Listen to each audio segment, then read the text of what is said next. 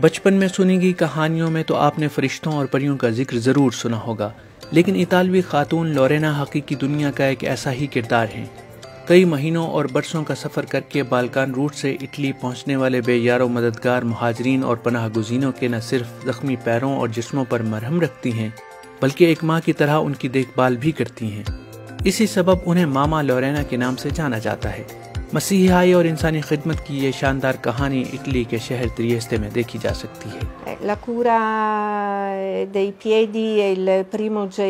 پاؤں کی دیکھ بھال اور علاج پہلا بنیادی عمل ہے جس میں تارک وطن شخص کے زخمی جسم، خاص طور پر اس کے پاؤں کو چھو کر اس سے ملتی ہوں۔ مجھے یوں محسوس ہوتا ہے کہ میں نے متاثرہ فرد کی روح کو چھو لیا ہے، کیونکہ پاؤں میں پورے مشرق وسطیٰ اور سفر کی تاریخ نقش ہوتی ہے۔ یہ زخمی پاؤں جن پر لکیریں، زخم اور گڑھے ہیں، ہزاروں کلومیٹر کا سفر طے کر چکے ہیں۔ حقیقت میں یہ جسمانی تکلیفوں کی نمائندگی کر رہے ہوتے ہیں۔ یہ زخمی وجود اور پاؤں ہمیں اس عہد کی ہجرت کی تاریخ کے بارے میں بتاتے ہیں۔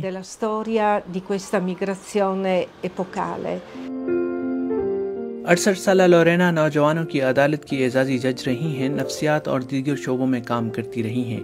وہ روزانہ اپنے شوہر جان آندریا کے ساتھ اپنے گھر سے ادویات کا یہ بیگ، موسم کے مطابق کپڑے، جوتے، دودھ اور خوراک لے کر تریستے شہر کے ریلوے اسٹیشن کے سامنے معروف پیاجا دی لیبرتاد یعنی لبرٹی چوک پہنچتی ہیں۔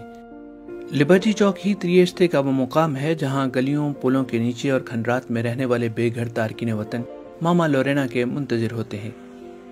غیر قانونی طریقے سے اٹلی پہنچنے والے ان تارکین وطن میں سے 70% کچھ دن یہاں رکتے ہیں اور پھر ہالینڈ، جرمنی یا دیگر یورپی ملکوں اور شہروں کے لیے روانہ ہو جاتے ہیں، اور کچھ اٹلی میں اسائلم یا دیگر قانونی معاملات کی رجسٹریشن کے سست عمل کے سبب ہفتوں اور کبھی کبھار مہینوں انہی گلیوں اور کھنڈرات میں رہنے پر مجبور ہوتے ہیں۔ جان آندریا کہتے ہیں کہ کوئی ایسا فرد جو بھوک، جنگ، موسمی تبدیلیوں اور زندگی کو لاحق خطرات کے سبب گھر بار چھوڑ کر بارڈرز پر تشدد برداشت کرتا ہے، اسے یہ کہہ کر سزا دینا کہ یہ غیر قانونی طریقے سے آیا ہے، انسانی قدروں کے منافی ہے۔ ایک طرف تو یہ سب مہاجرین اور پناہ گزین سابق 9 آبادیاتی ممالک سے آئے ہیں، دوسری طرف یہ معلومات سے ماورا ایسے بڑے خطرات اور سنگین بحرانوں سے آگاہ کر رہے ہیں جو دنیا کے بہت سے خطوں کو ناقابل رہائش بنانے کی طرف لے جا رہے ہیں۔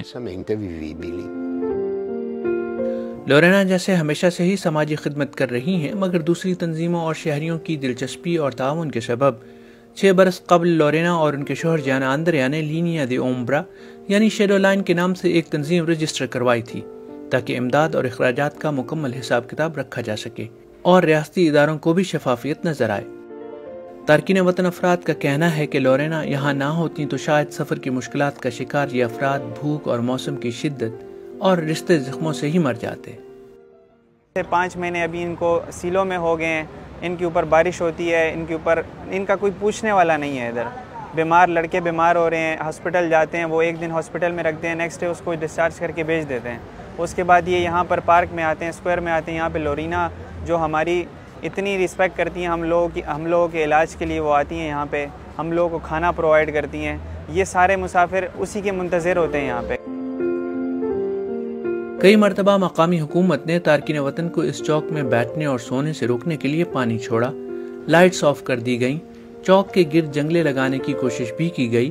مقامی میڈیا اور دائیں بازو کے نظریات کے حامل افراد اور جماعتوں نے لورینا کے زخمی تارکین وطن کے پیر چھونے اور علاج کرنے کو پیری کیور کہہ کر تنقید کی، مگر لورینا خدمت کے اس سفر کو جاری رکھے ہوئے ہیں۔ اسی پاداش میں لورینا اور جان آندریا کو پولیس اور قانونی کارروائی کا سامنا بھی کرنا پڑا۔ ایک صبح 5 بجے پولیس یہاں ہمارے گھر میں آ گئی اور ایسا رویہ اپنایا جیسے ہم مجرم ہوں۔ انہوں نے گھر کا سامان درہم برہم کر دیا۔ مجھے نوجوانوں کی عدالت کی بطور اعزازی جج نوکری کھونا پڑی۔ میرے شوہر جان آندریا پر بھی شک کیا گیا اور یہاں تک کہ ہم پر یہ الزام لگایا گیا کہ ہم نے ایک کرد خاندان کو جن کے 2 بچے تھے پناہ دے کر پیسہ کمایا ہے، تاہم عدالت نے ہمیں بے قصور قرار دے کر مقدمہ خارج کر دیا تھا۔ लोरेना और दीगर इतालवी शहरी कपड़े की एक चादर पर उन तारकीन वतन के नाम लिखकर याद करते हैं जो यूरोप पहुंचने की कोशिश में दौरान सफ़र तशद्दुद, भूख और ख़राब सेहत के सबब मौत की आगोश में चले जाते हैं। वो 5 बजे आता है और रात को 12 बजे 1 बजे चले जाता है। खुश नसीब है जो ऐसे माँ की तरह हमको मिली और बहुत रिस्पेक्ट कर रहा है। और जो बीमार लोग रास्ते में जब बीमार पड़ जाता है या मसलन ज़ख्म वगैरह है उसके लिए पट्टी वगैरह कर रहा है। लोरेना की ख्वाहिश है कि इतालवी इदारों और यूरोपीय ममालिक को मुहाजरत के असबाब, मुहर्रिकात और इंसानी मसाइल को हल करने के लिए हमदर्दी की बुनियाद पर पॉलिसियाँ बनानी चाहिए ताकि कोई भी निज़ाम किसी फ़र्द की हिजरत को जुर्म समझकर सज़ा न दे सके। हाफिज़ अहमद, DW उर्दू, त्रिएस्ते, इटली।